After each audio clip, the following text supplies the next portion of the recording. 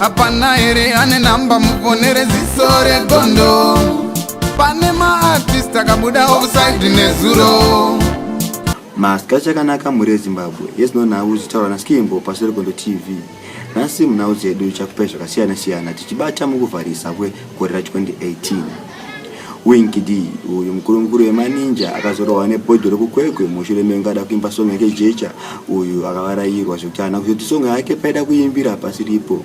Muimbi mukuru wemaninja ana kupuwa nguva yekubatanidza tichaita muzoniremeka.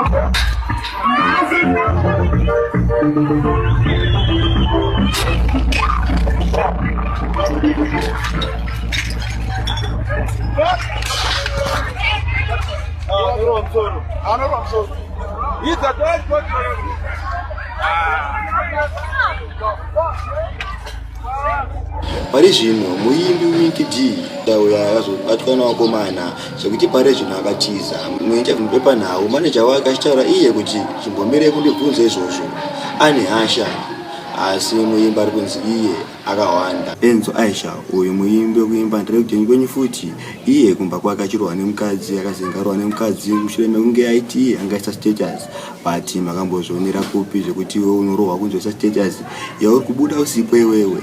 Tichaita mufananidzo yemurume akazvimba kuita butcher face iyi tozokuradze picture yemudzimai washenza akamurova. Imi panoda kuvhurwa maziso apa zvionerei mega.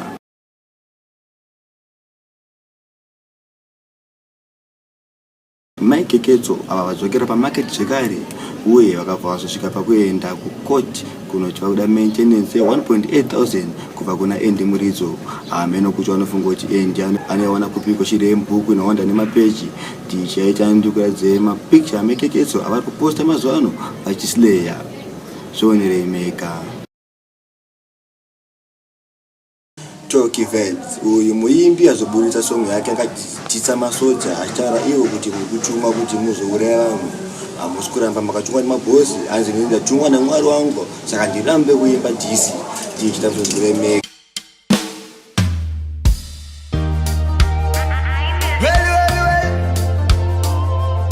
Ini handichina nguva yekubhika masoja vanongotirova zuva nezuva ndapota kwai bhosi vatituma ndiwo kavakosha uchiuraya hama dzako zvino ndakutotanga nekudhisa masoja zvimwe rambatese wani tiri maroja ndavuya nemoto wekupisa masoja zvimwe rambatese wani handiti hamurambe kana varungu venyu vakutumai inini handirambe kana Mwari wangu vanditumawo handiti hamurambe kana mabhosi wenyu vakutumai zvitori nani kurwira vanhu pakurwisa vanhu.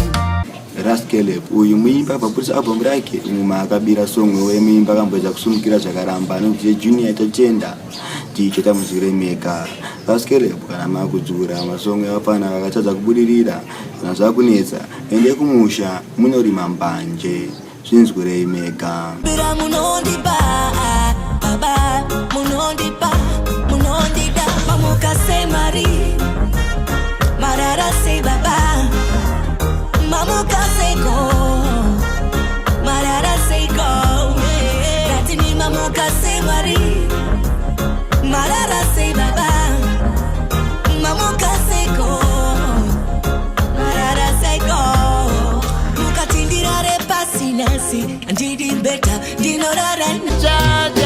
Good morning, Marwang. Good morning, Marwang. Good morning, Marwang. Good morning, Jaja.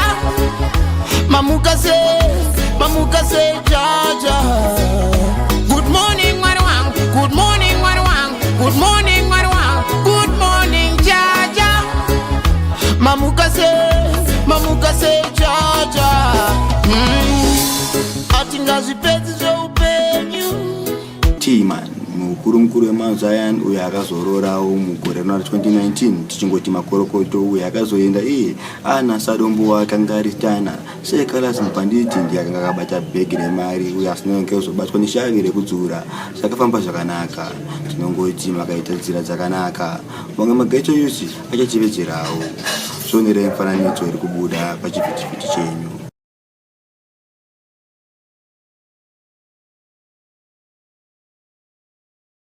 Kune freestyle ranetsa iri kupisa pamaWhatsApp rikubva kuna Raschopi ndichaita muzvinzwire mega.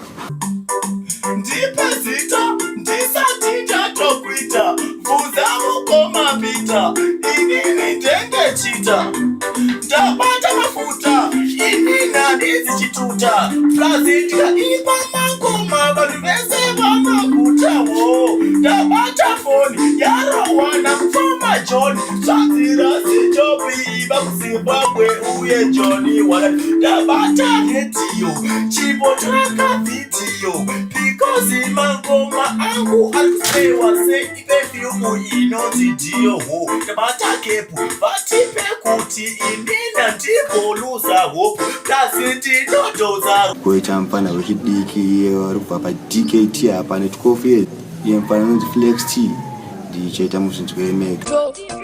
Pakuchoda zvemsindo saifise mhepo inopfuputa ashanda kusvika pakudadikita zvichaita gara wafaita tora toti kumberi ulaita pauchapinda titarisisa ndotaura chokwadi ina ndimbokurazisa nasidzidza upatsisisa upenyu ndoda ugobatisisa sango rinopaoneta bvunza boss kagalevhe notengeka baka shanda mulife mako kuti kuswera pateni kugarira maoko siya upenyu ivhiri anasi ndiwe mangwana zviri pandiri siya life yepageto patiri kana zvandiomera uya undibatsiri siya hapana here ane namba mufonere ziso regondo pane maartist akabuda offside nezuro